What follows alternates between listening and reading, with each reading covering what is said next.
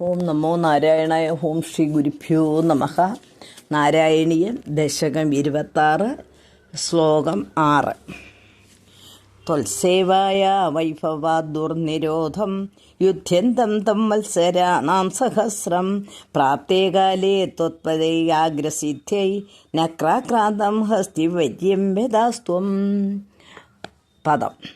ത്വത്സേവായ വൈഭവാത് ദുർനിരോധം യുദ്ധ്യന്തം തം വത്സരാണാം സഹസ്രം പ്രാപ്തേ കാലേ ത്വത്പദ ഏക അഗ്രസിദ്ധൈ നക്ര ആക്രാന്തം ഹസ്തി വര്യം വ്യഥാ ത്വം.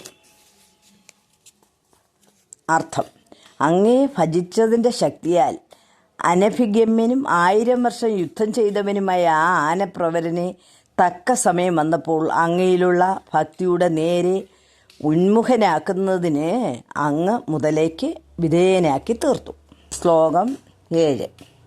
ആർത്തിവ്യക്ത പ്രാക്തന ജ്ഞാനഭക്തി ശുണ്ഠോക്ഷിപ്തൈ പുണ്ടരീകൈ സമർച്ഛൻ പൂർവ്യാപ്യസ്തം നിർവിശേഷാത്മനിഷ്ഠം സ്തോത്രശ്രേഷ്ഠം സോനുഗാദീത് പരാത്മൻ. പദം.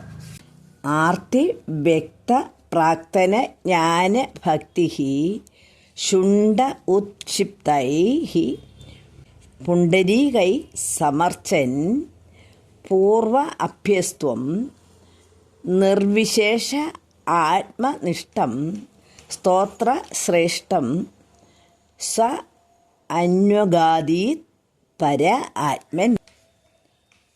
അർത്ഥം: അല്ലയോ പരമാത്മാവേ, വേദന അനുഭവപ്പെട്ടപ്പോൾ വ്യക്തമായി തീർന്ന പഴയ ജ്ഞാനം, ഭക്തി എന്നിവയോടുകൂടിയ ഗജേന്ദ്രൻ തൻ്റെ തുമ്പിക്കരത്താൽ വെളുത്ത താമരപ്പൂ പറിച്ച് അങ്ങയെ അർച്ചിക്കുകയും പൂർവ്വകാലത്ത് അഭ്യസിച്ചതും നിർഗുണബ്രഹ്മത്തെ മുൻനിർത്തി വർണ്ണിക്കപ്പെട്ടിട്ടുള്ളതുമായ സ്തോത്രങ്ങൾ പാടാൻ തുടങ്ങുകയും ചെയ്തു.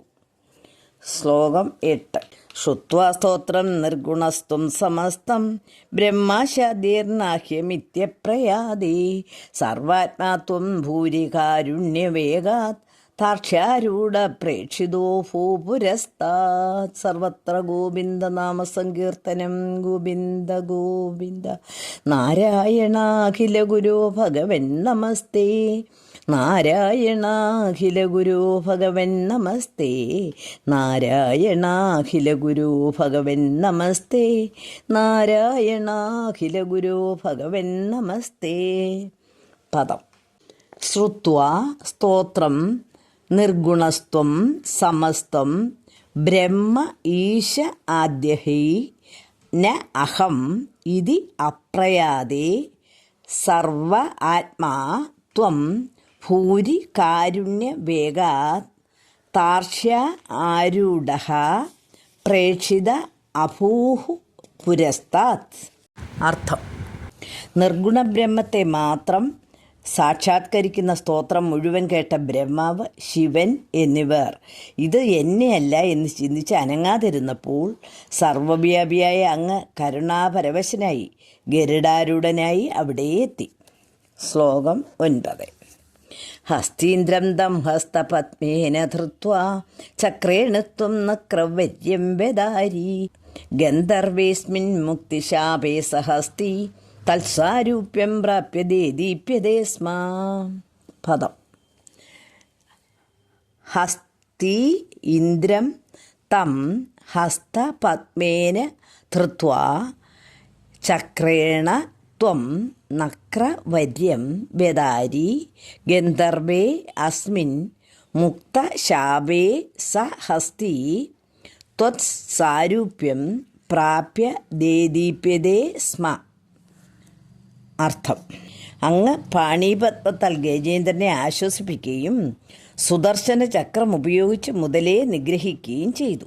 ആ ഗന്ധർവന് ശാപമോക്ഷം ലഭിച്ചപ്പോൾ ഗജേന്ദ്രനാകട്ടെ അങ്ങയുടെ സാരൂപ്യവും ലഭിച്ചു. ശ്ലോകം 10. ഏതത്വം താം ച മാം ച പ്രഗേയോ ഗായേത് സ്വയം ഭൂയസേ ശ്രേയസേ സ്യാത് ഇത്യുക്തൈനം തേന സാർത്ഥം ഗതസ്ത്വം തിഷ്ണം വിഷ്ണു പാഹി വാതാലേശാം. സർവത്ര ഗോവിന്ദനാമ സങ്കീർത്തനം. ഗോവിന്ദ ഗോവിന്ദ. പദം. ഏതത് വൃത്തം ത്വാം ച മാം ച പ്രഗേയഃ ഗായേത് സ അയം ഭൂയസേ ശ്രേയസേ സ്യാത് ഇതി ഉക്ത്വാ ഏനം തേന സാർത്ഥം ഗതഃ ത്വം തിഷ്ണ്യം വിഷ്ണോ പാഹി വാത ആലയ ഈശ. അർത്ഥം. പുലർവേളയിൽ ഈ ചരിത്രത്തെയും എന്നെയും നിന്നെയും കീർത്തിച്ച് പാടുന്നവർ ശ്രേയസ്കരമായ മോക്ഷത്തിന് അർഹരായിത്തീരുന്നു എന്ന് പറഞ്ഞ് അങ്ങ് ആ ഗജേന്ദ്രനോടുകൂടി വൈകുണ്ഠലോകം പൂകി.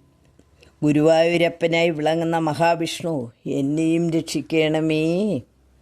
സർവത്ര ഗോവിന്ദനാമ സങ്കീർത്തനം. ഗോവിന്ദ ഗോവിന്ദ. ഇത് കഴിഞ്ഞ് സ്തുതിയുണ്ട്. വന്ദന ശ്ലോകങ്ങളുടെ സ്തുതിയാണ്. ഹരി ഓം തത്സത്.